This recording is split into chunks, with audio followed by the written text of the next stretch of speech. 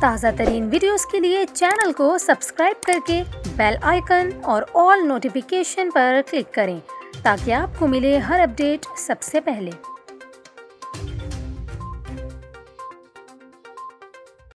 اور آپ کو بتائیں کہ army chief general Qamar Javed Bajwa کی زیر صدارت فارمیشن کمانڈرز کانفرنس ہوئی، جس میں پیشہ ورانہ امور اور نیشنل سیکیورٹی چیلنجز پر بریفنگ دی گئی۔ پاک فوج کے شعبہ تعلقات عامہ ISPR کی جانب سے جاری اعلامیہ کے مطابق کانفرنس کے شرکاء کو روایتی اور غیر روایتی خطرات سے نمٹنے پر بریفنگ دی گئی۔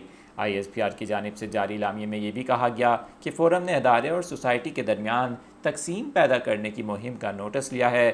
فارمیشن کمانڈرز نے موقف اختیار کیا کہ اس پروپیگنڈے کا مقصد سوسائٹی اور ادارے کے درمیان خلیج پیدا کرنا ہے۔ پاکستان کی قومی سلامتی سب سے بڑھ کر ہے۔ فارمیشن کمانڈرز کانفرنس میں موقف اختیار کیا گیا کہ پاک فوج کوئی بھی سمجھوتا کیے بغیر ریاستی اداروں کے ساتھ کھڑی رہے گی۔ فارمیشن کمانڈرز نے عسکری قیادت کی جانب سے آئین اور قانون کی سربلندی کے لیے عسکری قیادت کے فیصلوں پر بھرپور اعتماد کا اظہار کیا۔